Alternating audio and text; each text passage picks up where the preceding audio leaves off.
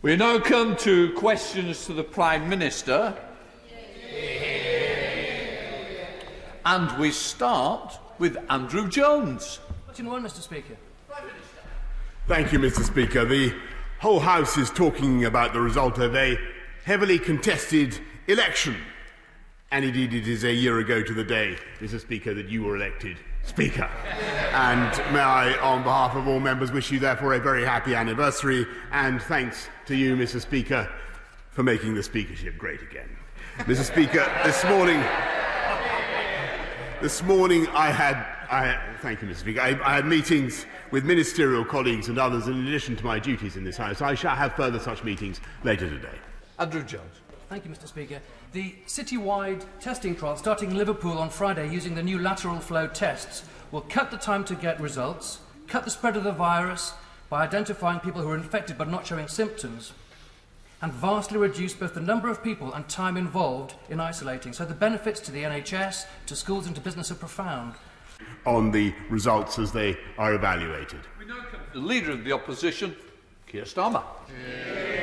Thank you, Mr. Speaker. Can I start with the elections in the United States? Whatever the results, will the Prime Minister join me in saying that it's not for a candidate to decide which votes do and don't count, or when to stop counting? The next president must be the free and fair choice of the American people.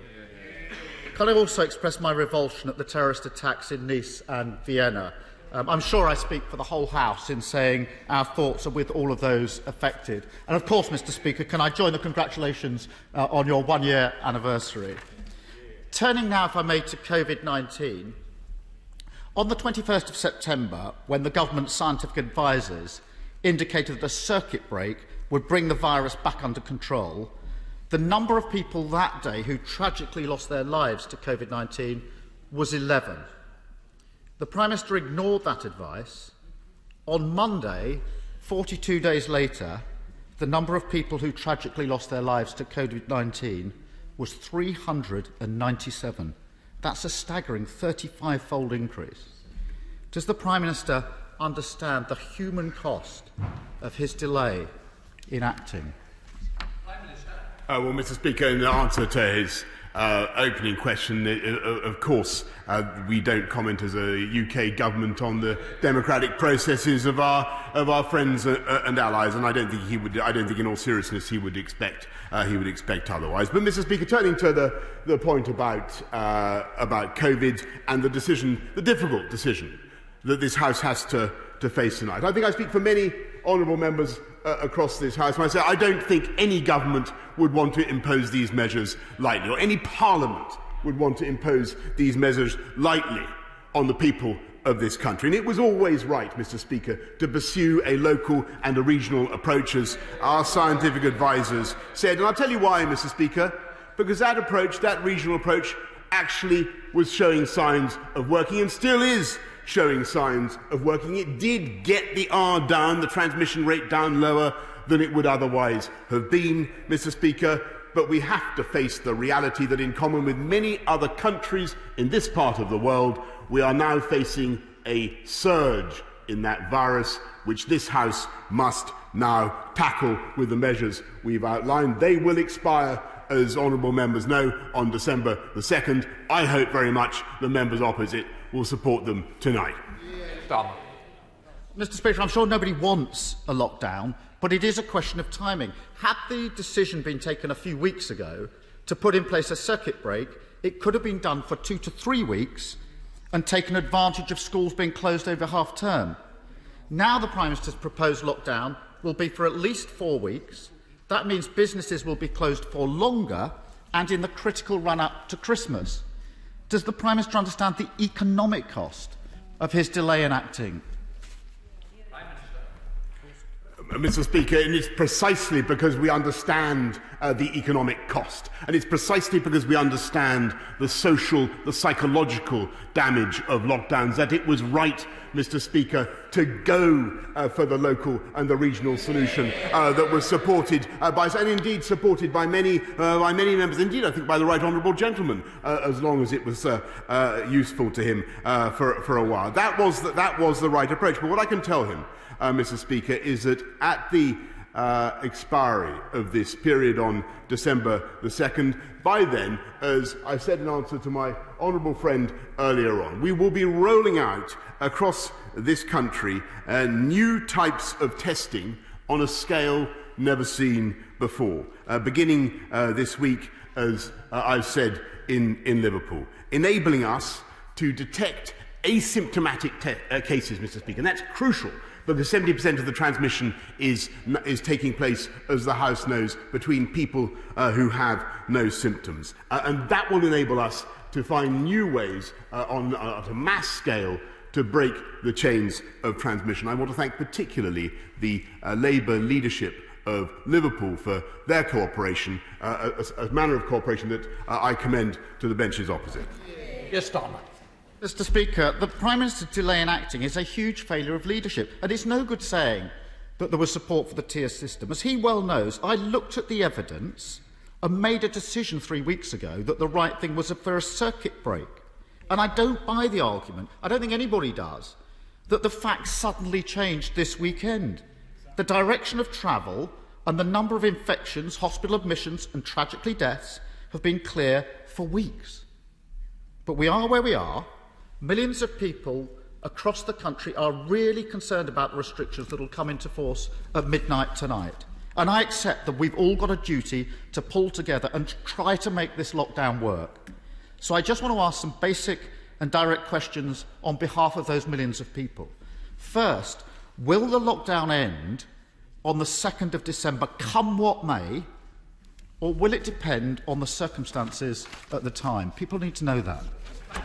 Well, Mr. Speaker, I'm grateful for the support that he's now offering, and I can answer him very simply. As the House knows, and as I informed him repeatedly on Monday, these measures, these autumn measures to combat the surge, will expire automatically, Mr. Speaker, on December the 2nd, and we will then, I hope very much, be able to get this country going again, to get businesses, to get shops open again in the run-up to Christmas. But that depends on us all doing our bit now to make sure that we get the R down. I've no doubt that we can, and that we'll be able to go forward from December the 2nd with a very, very different approach. But, of course, it will be up to the House of Commons to decide thereafter what to do. Mr. Speaker, I accept there will be a vote in the House. That doesn't tell us anything. That's the process. But I want to press the Prime Minister. Is he saying that if by the 2nd of December the R rate, the infection rate, has not come below 1, and therefore on the 2nd of December the infection rate is still rising on the 2nd of December, is he saying that come what may, we will come out of lockdown with infection rates going up on the 2nd of December? That doesn't seem sensible to me. Mr. Speaker, it is thanks to the efforts of the British people that the R is now currently only just above 1 as it is. And we are doing the right and the prudent thing at the right time to get that infection rate down. And these measures, as I've said repeatedly to the House, Mr. Speaker, will expire on the 2nd of December. If he's now saying he wants to expand, protract them beyond the 2nd of December, then perhaps he should make his position clear. Keir Starmer. I just want some basic honesty, and this is serious. If the infection rate, we've got to look the public in the eye. If the infection rate is still going up on the 2nd of December, it is madness to come out of the system back to the tiered system when we know the one thing the tiered system can't cope with is an R rate above 1. That's the basic point. We can come back to it on the 2nd of December, as we always do, Mr. Speaker, but that's the point I'm making. The one thing we know a circuit breaker or lockdown does do is to buy time. And the Prime Minister needs to use that time to fix, test and trace. And I know he'll talk about the capacity of 500,000, what's going on in Liverpool is world-beating, etc. But we've been going round and round in circles on this. Mr. Speaker, the latest figures show that 113,000 contacts were not even reached, and that's just in 1 week. Only 20% of those who should be isolating are doing so, and the majority of people still don't get results in 24 hours. So can the Prime Minister give a straight answer? What's he going to do in the next 4 weeks to fix this? Because if he doesn't, we'll be back here again. Mr. Speaker, with greatest respect to the right honourable gentleman who has stood up and said that I will brag about NHS test and trace and their achievement of 500,000, a target of capacity of 500,000. You know, I think I'm perfectly willing to accept the failings of NHS test and trace, Mr. Speaker. Of course I am. And of course I take full responsibility for the frustrations people have experienced with that system. But to go from 3,000 tests a day, 2,000 tests a day, to 500,000 is a quite remarkable feat. It's the biggest diagnostics exercise this country has ever carried out. And, Mr. Speaker, they are helping to drive down the R. They are doing, in my view, an absolutely invaluable job, whatever the difficulties they face. What we now need to do is to come together as a nation, briefly if we can, to put aside party political wrangling and point scoring, and work together, as I think he will tonight, work together to support this package, to get the R down and allow us to go forward in a different way with the mass testing that I've outlined from December the 2nd. Keir Starmer. Mr. Speaker, the Prime Minister must see that if 4 out of 10 of those that should be contacted are not being contacted, we've got a problem in the system that needs to be fixed in the next 4 weeks. Finally, I want to ask about care homes, which of course were hit so badly in the first wave of this pandemic. And can I pay tribute, Mr. Speaker, to all those working in care homes who've given such dedication and commitment in the toughest of circumstances, and we owe it to them not to repeat the mistakes of the first wave. But, Prime Minister, as we face the second wave, there's an increasing concern about the emotional well-being of those in care homes and their families if all visits are stopped. It must be possible to find a way, perhaps a dedicated family member scheme of some sort, to allow some safe visits to alleviate the huge fears of isolation and despair across the coming months. Will the Prime Minister work cross-party to find a scheme that will work for those in care and their families?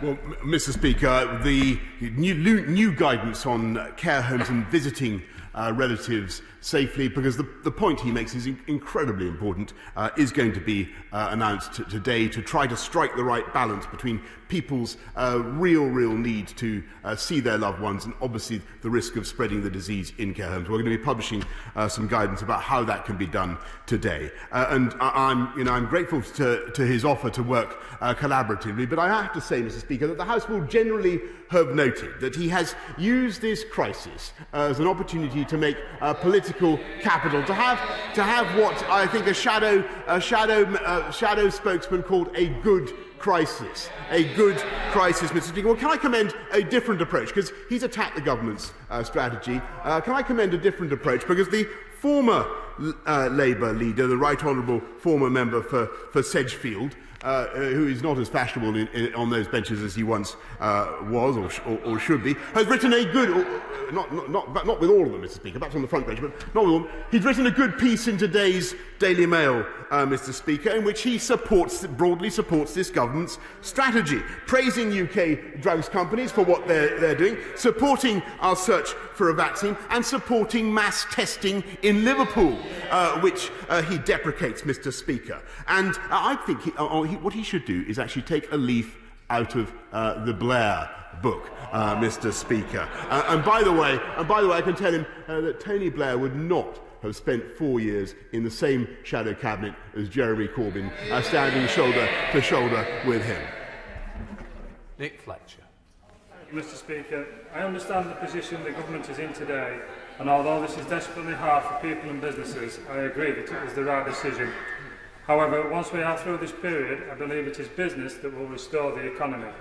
Therefore, does my right honourable friend agree with me that easing congestion in the south east with the border control point in Don Valley would help trade flow through the country and level up the north following the transition period? Prime Minister.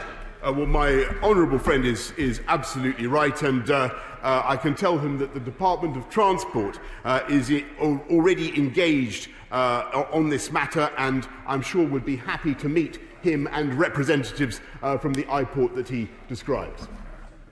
Right, let us head up to the leader of the SNP up in Scotland with Ian Blackford. Ian Blackford.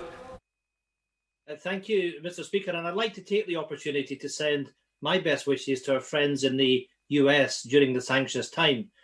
Donald Trump claimed an unsupported victory and major fraud with millions of legitimate ballots left to count. And I hope the Prime Minister will join me in condemning his actions this morning.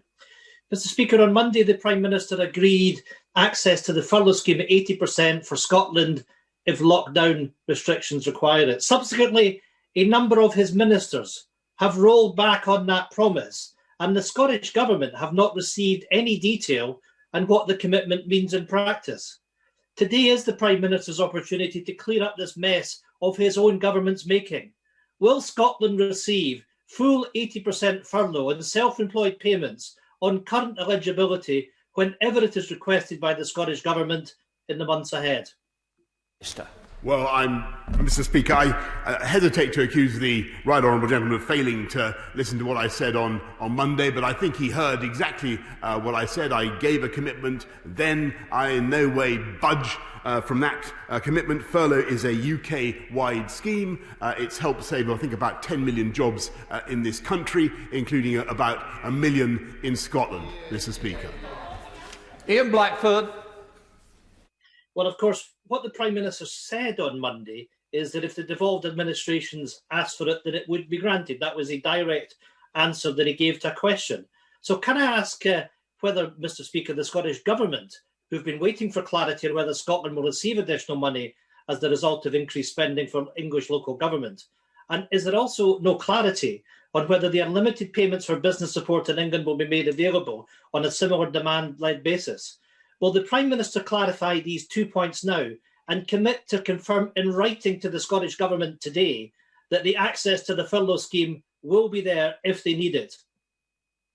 Minister. Mr. Speaker, I think perhaps the most efficient thing I can tell the right honourable gentleman is that my right honourable friend, the Chancellor, will be making a general statement, as you can imagine, Mr. Speaker, about all the support, all the provisions that we're making for this latest phase to tackle the autumn surge of coronavirus tomorrow.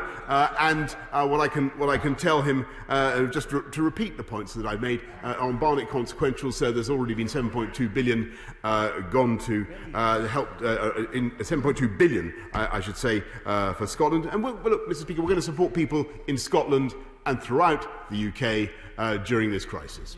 Stuart Anderson. Thank you, Mr. Speaker. Does the Prime Minister recognise the importance of places of worship to my constituents in Wolverhampton and the rest of the country? And does he agree they should open as soon as practically possible? And will he commend all the work that has been done in these places to make them COVID secure?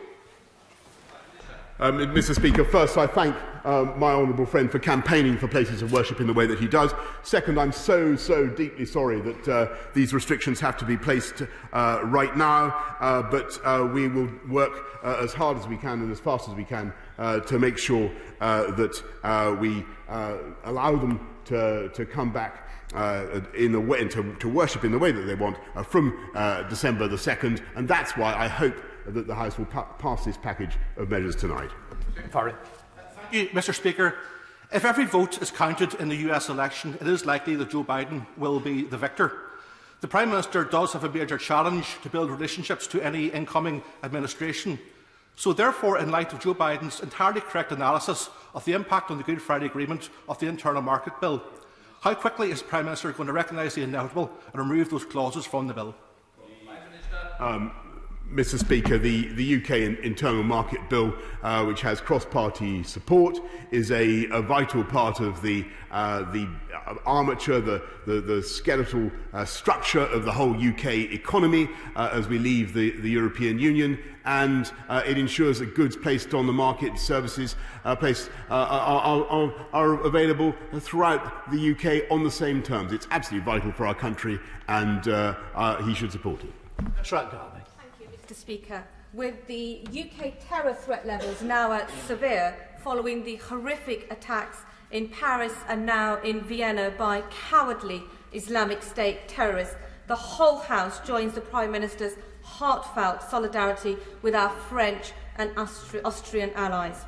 Does my right honourable friend agree with me that here in the UK we must redouble our support for anti-extremism programmes like Prevent? And does the Prime Minister share my concerns over UK-based TV channels like Islam TV, which this week was just fined by Ofcom for giving airtime to extremist preachers who justify anti-Semitism, wife-beating and FGM. Yes, Mr. Speaker, my right honourable friend is absolutely right, and we stand shoulder to shoulder with France, as I've told President Macron, shoulder to shoulder with Austria, as I've told Chancellor Kurz, in our joint war against this abominable ideology, and together we will defeat it, Mr. Speaker. Gareth Thomas. I hope, Mr. Speaker, that the Prime Minister and the Chancellor now regret their decision not to extend free school meals to cover half-term, and will join the richly deserved praise for all those community groups, councils and indeed businesses who stepped up to stop our nation's children going hungry last week. So will the Prime Minister now commit to do the right thing at Christmas and extend free school meals to cover that period too? Well, Mr. Speaker, yes, I do indeed congratulate all the voluntary organisations. I'm proud that have stepped up, and I'm proud that this government has also helped to fund them to the tune of billions of pounds, not just the £9 billion increase in universal credit, but of course an extra £1.1 billion going to help councils. Mr. Speaker, this government will ensure that no child goes hungry this Christmas, this winter, thanks to any inattention or inactivity by government. And never forget, Mr. Speaker, that it was the Conservative government that instituted free school meals for 5-, 6- and 7-year-olds after all the years Labour were in power. Palsy. Speaker, the Prime Minister will remember watching the new electric London taxi being made in my constituency, and he'll be pleased to hear that the companies this week started production of a van. But this year has been a tough one for the automotive sector, with manufacturing output at its lowest level for 25 years. It would benefit massively from the certainty of knowing that components and vehicles will be able to move free of tariffs between the UK and countries of the European Union from the new year. Can he provide good news about concluding a deal with the EU to the sector, its workers and their families? Well, Mr. Speaker, I do indeed believe that such a deal would be massively in the interests of our EU friends and partners as well as anybody else. But that is, of course, up to them. What I can tell him is that we are supporting green technology of all kinds, Mr. Speaker, particularly hybrid and battery vehicles, and we've just put another £49 million into grants for exactly the kind of vehicles that he and I have inspected and driven together, so that this country can bounce back greener, Mr. Speaker. Chris Elmore. Thank you, Mr. Speaker. The Government will be aware of the staggering increase in domestic abuse through the pandemic, with Refuge reporting a 50% increase in their use of their hotline. Meanwhile, the Employers' Initiative on Domestic Abuse, which its predecessor supports, warn of huge risks by home working to many people facing domestic abuse. Domestic abuse has no borders, so can the Prime Minister ensure that the UK Government, before a second English lockdown begins, produces a well-resourced plan for addressing domestic abuse? And will he join me and South Wales Police and members from across this House in himself becoming a member of the Employers' Initiative on Domestic Abuse to send a clear signal that no one should have to live with violence in their homes? Mr. Speaker, he's entirely right in the sense that although the absolute numbers haven't gone up perhaps in the way that we'd feared, what we're unquestionably seeing is repeat victimisation in domestic context. It is intolerable. As the House knows, we've set up helplines to tackle it. We're investing in refuges, in IDVAs and independent domestic violence advisors. It is absolutely crucial that we tackle the scourge of domestic abuse and that we also deal with the consequences, the mental health consequences for the victims. And that's why we're investing massively in mental health and mental health charities as well. Mr. Speaker, an independent study published recently suggests that the writing ability of Year 7 pupils is some 22 months behind expectations. And my right honourable friend will know that it is the life chances of the most disadvantaged that are hit hardest when schools close. These are the very children, quite rightly, that we have said are an absolute priority for this government. So can I ask my right honourable friend, the Prime Minister, for an assurance that first, we will do whatever it takes to make up for lost ground, and second, we will never again contemplate closing our schools. I thank my right honourable friend, and he's completely right about the paramount importance of keeping our schools open. But what I will also say to him is that out of this crisis has been born at least one, I think, potentially innovative idea that can really help exactly the types of kids, pupils that he's talking about, and that is one-on-one tutoring of the kind that we've been able to support with our catch-up premiums and our national tutoring programme. And I want to see, as we go forward, as we come out of this pandemic, I want to see us keeping up with one-on-one tutoring, because I believe it can make a huge difference to the confidence of children and to their academic attainment. Speaker, I put on record my congratulations on your first year in office, and thanks to so many young MPs you've given across in the past year. Mr. Speaker, SAGE recommended a circuit breaker over 6 weeks ago. 6 weeks ago. The Prime Minister has clearly not listened to scientific or medical advice for more than 6 weeks. What will the Prime Minister say to the 12,000 people's families who will die by Christmas, that's been forecast by SAGE? What will you say to them, Mr. Prime Minister? I listen to a huge range of scientific advice, and indeed there are eminent scientists and epidemiologists who say that you shouldn't do any kind of lockdowns, any kind of measures like this at all. I'm David Nabarro, who I esteem greatly, of the World Health Organization, for instance. But you have to take a balanced decision. You have to strike a judgment about when the right moment is. You have to balance the effect. He talks about the long-term effects on people's lives. You have to strike make a balanced judgment about the effects on people's mental health, on their livelihoods, on their prospects, the prospects of young people, and the importance of saving lives and protecting our NHS. And that's the balance we're trying to strike tonight. I hope you will support it. Thank you, Mr. Speaker. In a few short weeks, we end the transition period with the European Union. May I ask the Prime Minister to confirm that the transition team will endeavour to keep Dover clear from traffic gridlock, and that work will continue at pace on the proposed upgrade to the A2 between Whitfield and Dover's Eastern Docks? Well, Mr. Speaker, I thank my honourable friend, and I congratulate her on her campaign for the people of Dover, and I can tell her that Highways England is now, I think thanks to her lobbying, developing plans to improve Brenley Corner Junction and access into Dover along the remaining single carriageway sections of the A2 from Lyddon, Mr. Speaker. Heading up to Scotland with Carol Monaghan. Carol Monaghan. Thank you, Mr. Speaker. I asked the Prime Minister on Monday whether furlough would be available to different nations and regions of the UK as and when required. His response, which he has repeated today, was furlough is a UK-wide scheme. Yes, we understand that. However, to the Honourable Member for Murray, he responded, if other parts of the UK decide to go into measures that require the furlough scheme, then of course it is available to them. Millions of people need clarification on this from the Prime Minister.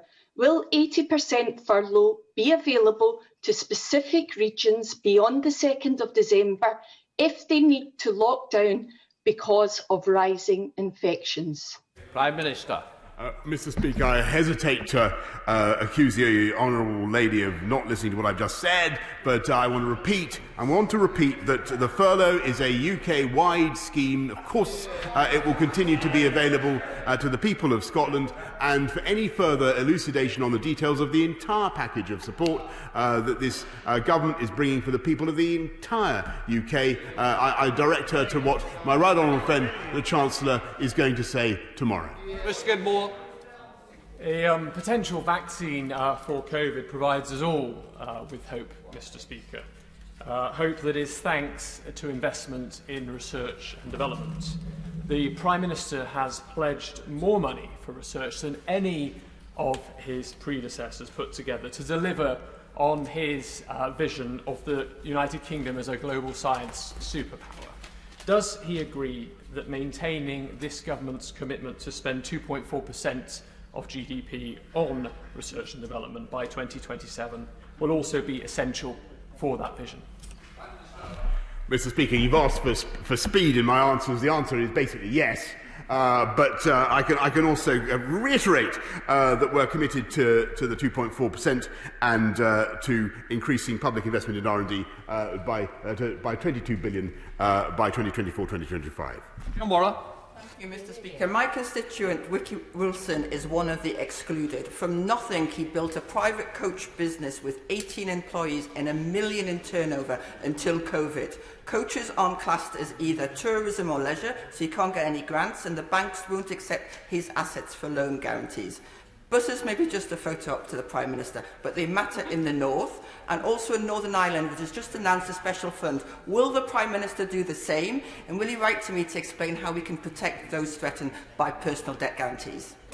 Well, Mr. Speaker, I'm very, very interested in what the Honourable Lady says, because, as she knows, this government is investing massively in I think, 5,000 low-carbon buses. I'd be interested to know what type of buses or coaches she's talking about, and very, very interested to hear the details of the company that she rightly represents. But that company should be eligible for bounce-back loans, should be eligible for all sorts of support. And since she's shaking her head, can I invite her to write to me with details of the needs of that company? I'll do my best to oblige her. Robinson. Thank you, Mr. Speaker. Northern communities, including my Cheadle constituents, have already been subject to restrictions for months, having a disproportionate effect on northern livelihoods. The importance of the Prime Minister's levelling up agenda has never been starker.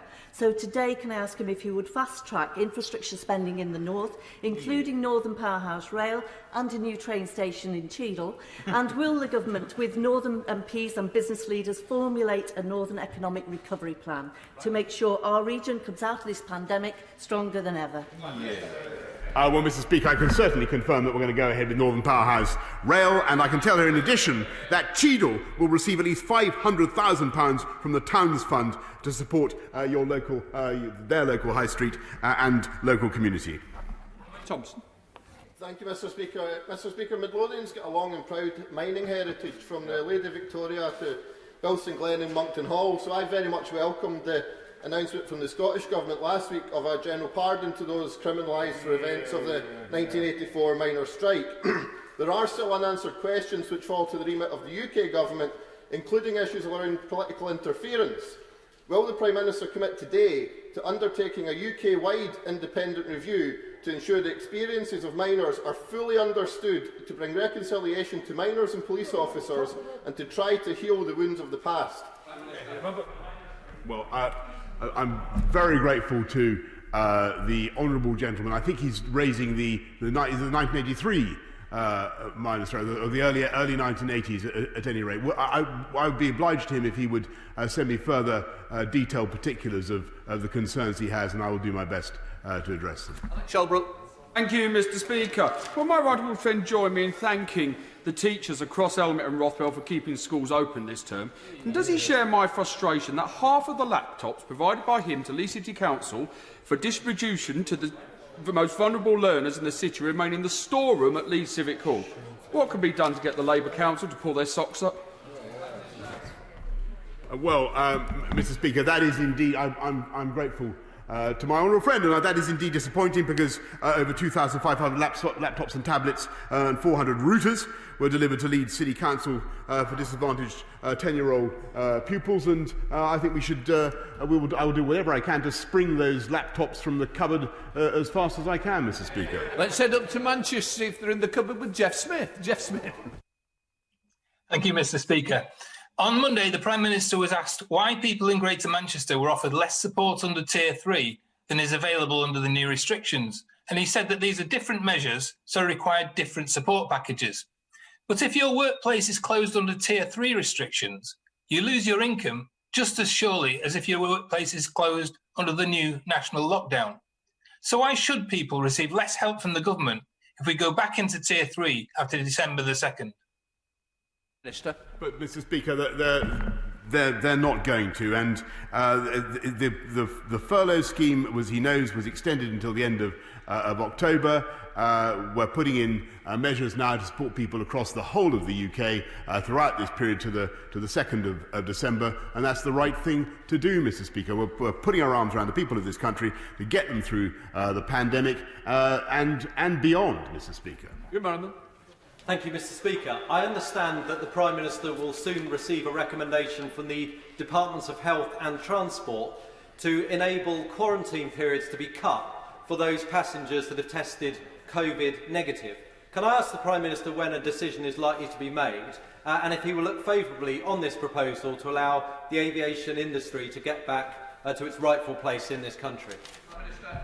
Well, I thank my honourable friend. He's right to lobby for the aviation industry. This country has the third biggest aviation industry in the world, Mr. Speaker. It's currently having a terrible, terrible time, and my sympathies are very much with all the employees involved. One of the benefits of getting PCR testing up to 500,000 a day, Mr. Speaker, is we do have new possibilities for testing of all kinds across the country. We will be bringing forward further measures and further proposals as soon as they are finalised, Mr. Speaker. Mr. Speaker, in my short time as an MP for the City of Durham, Dominic Cummins has fatally undermined public health messaging, has historic planning violations exposed, and has shortchanged us with an unpaid council tax bill of up to £50,000. Will the Prime Minister condemn this continued flouting of the rules, or does he have a blind spot that even a trip to Bonnet Castle can't fix?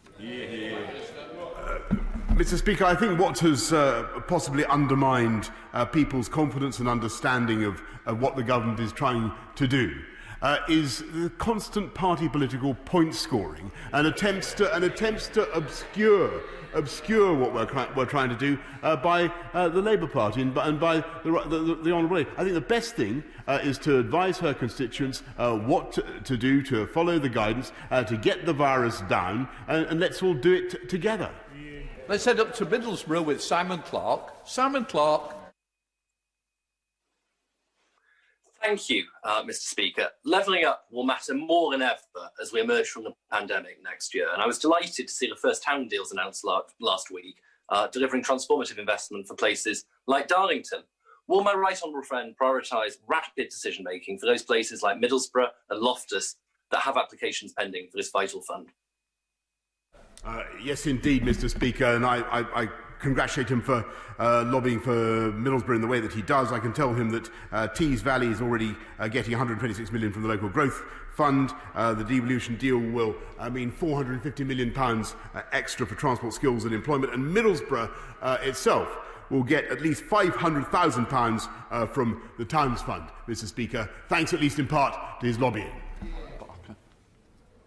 Mr. Speaker, and can I join the congratulations to you on your first year anniversary? Yeah. Private care homes such as St Martin's in my constituency of Liverpool Wavertree are closing due to under-occupancy, making them financially unviable. But moving people into new care settings, especially during a pandemic, is full of risk. With the winter care plan failing short, will the Prime Minister commit now to providing additional funding specifically for social care to help local authorities meet their statutory responsibilities and prevent further care home closures? She's right to draw attention to the issue, Mr. Speaker, and in addition to the £600 million care home action plan that we announced earlier this year, we will be putting further funding into care homes in the short term, but also making sure that we have long-term reform of that sector. And as I said to the right honourable gentleman earlier, we will be bringing out guidance today, specific guidance to enable people to visit loved ones in the way that they should and they must. Heading to Lincoln with Carl McCartney. Carl McCartney. Thank you, Speaker. My right honourable friend and I share similar libertarian views, and I guess that some decisions he has taken for the country's common good were contrary to his personal creed and feelings. While those of us with higher political morals than Captain Hindsight on the benches opposite have sought to do our collective best during recent times, what does my right honourable friend believe are the views regarding anti-Semitism following the recent EHRC report that the current leader of the opposition, a knight of the realm no less, holds now? Does my right honourable friend believe they are any different to those he displayed when serving the member for Islington North? Mr. Speaker, the only comment I would make on all that was that I was genuinely amazed that the leader of the Unite union should make a remark of the kind that he did, and that the Labour Party should remain in receipt of funding from Unite or take no steps to dissociate themselves from that union after that remark. I did find it absolutely astonishing, Mr. Speaker. Final question, Ruth Jones. Thank you, Mr. Speaker, and happy anniversary. This week, the chair of the Health Select Committee stated that centralised contact tracing is always going to be less effective than a locally driven model. And given the fact that in Wales, track and trace costs £32 a head, it's run by local authorities and works, whereas the English system costs £1,700 a head, it's run centrally and doesn't, when will the Prime Minister introduce a more effective track and trace system driven by local authorities? Look, Mr. Speaker, I'm not going to pretend that every aspect of NHS test and trace has worked in the way that I wanted it to, but it has, as I said earlier on, it has achieved some very considerable things. But what I think it has also done throughout the pandemic, from the get-go, it has worked with local authorities and with local people. And what we will be doing now, as we roll out the mass testing that I've described to the House in Liverpool and elsewhere, will be led by local people, and we will be working with those local authorities to deliver those programmes. We now come.